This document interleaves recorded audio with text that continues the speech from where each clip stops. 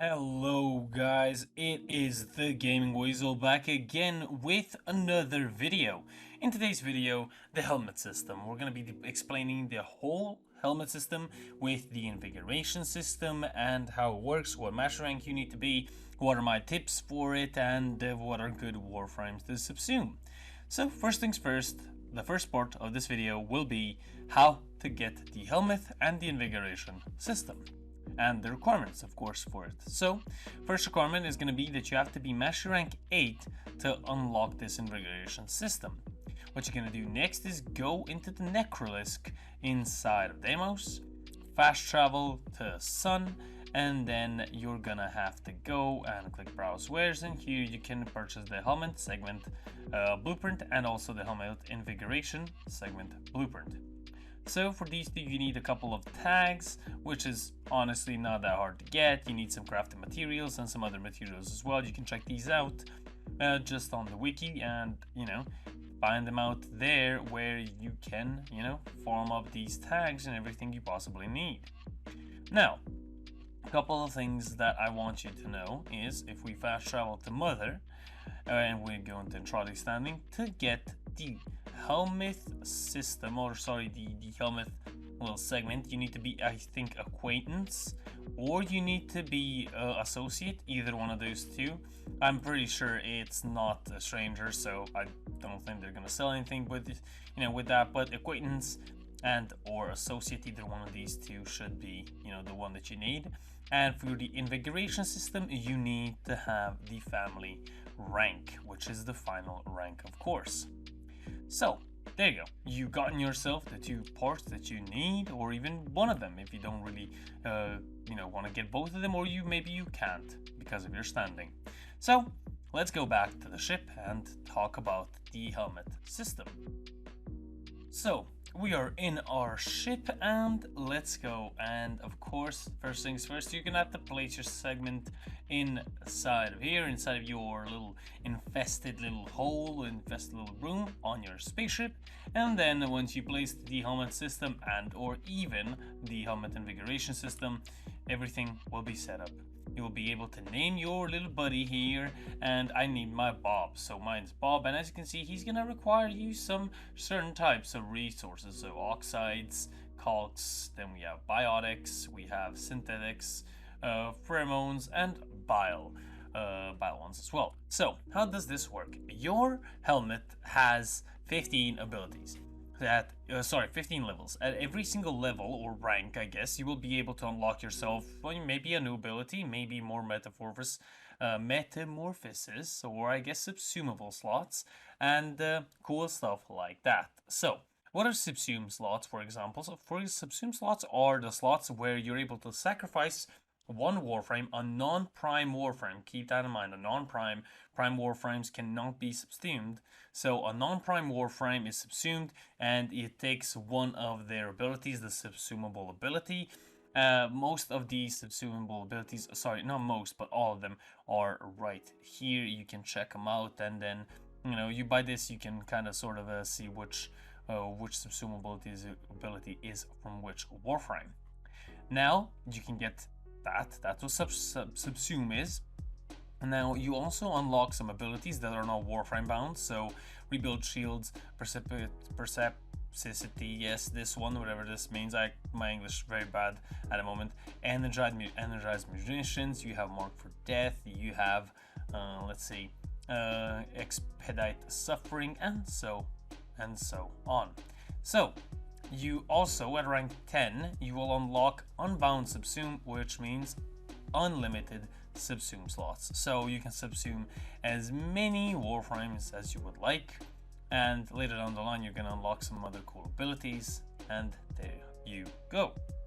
So that's how that works. And of course, by subsuming a warframe, which you can do every single, but you can do it every 24 hours, you will be able to gain yourself some rank points. You also gain rank points by feeding your helmet. So these ones that are red means that there's gonna go up, but by a small percentage. If it's green, then it's gonna go a little bit higher than that. And if it's, you know, has a little, I guess, exclamation mark, you need to, you know, own a few more of those until you can feed it to your helmet. So what I'm gonna do is I'm gonna go feed them some of these. As you can see, these will give you small in percentages, and then feed them some of those, and some Nissipods as well. So there you go. As you can see, now his biotics are at 100%. Here we have oxides. We're gonna feed him alloy plates and a little bit of oxium. And then here we just need a small amount, so I'm gonna sacrifice some. Actually, no, I'm not gonna sacrifice 3,000 cryotic. That's just the waste of resources. Definitely gonna sacrifice something else like this. I don't need these. I have a lot of those. So I'm just bring these up. Sacrifice one of those and some Nissipods as well. And then let's go here, carbides and these. And come on, just there you go. There you go. Feed those, and as you can see, the rank grows a little bit. Now, a couple of things. You do need to have a lot of resources. Keep this in mind. You're gonna need a lot, and I mean a lot of resources for this, because every time you subsume or you put a subsumed ability on a Warframe, you will lose those percentages. They will go down, and you're gonna sacrifice even more resources into that helmet system. Now, subsumed Warframe abilities are in this list after 24 hours, as I said. As you can see, I already have it infused on my Revenant, so that is really cool. Now, I'm gonna show you how that works in just a second. I'm gonna go and find myself a Warframe that I don't really play that often, and that I don't really care if I'm gonna, I guess, ruin its B ability. Actually, we have next year as well, which I'm gonna need. And so this is kind of great. So what we can do here is we're gonna go and click on, well, your helmet's name. My name's Bob. So as you can see, I infused her with Radial Blind on her, I guess, C. So config C. So right now I'm gonna use mind control, and I'm gonna subsume my ordinary Nyx because I do not need her. So you type in confirm, and then she is going to get subsumed. She gets jabbed in a couple of places. Well, actually, just her neck, never mind. She just gets jabbed, and that's not that hard for Warframes. It doesn't really mean anything. That's pretty much like getting kicked. So she'll go and get sucked and grappled to the wall, and then she is always there, and you can never use her again. So let's use a Warframe such as Titania Prime. And what I'm gonna do is, I mean, I don't really play Titania that much, so what I'm gonna do is go on to her, and then let's go say infused mobility, and then we're gonna go and infuse this ability instead of, let's say, let's go instead of Lantern, for example, and then let's go on config B. So select that and click confirm. So she has more parkour velocity at the moment. She gets jabbed a lot of times, and now she has infested mobility. Any ability that you do not like in your Warframes, you can always just remove the infusion, and there you go, they're back to normal. And plus, the good side is you don't really have to pick which, you know, you can pick between A, B, and C, which is really, really nice. So what is this thing right here? So these are invigorations. So I'm gonna pick Grendel because Grendel is one of the 3 Warframes that can be invigored. I already invigored Zaku and Hydroid. Now invigoration is a little bit different. Now with invigoration, you do not sacrifice or change out any ability. What you do with invigoration is give yourself some extra cool stats. So if I go here, and then as you can see, for Zaku we have a secondary critical chance and parkour velocity, 200% and 75% respectively. And for Hydroid we have 200% melee critical chance and 200% energy max. And these last 7 days. Now what are these mutated invigorations?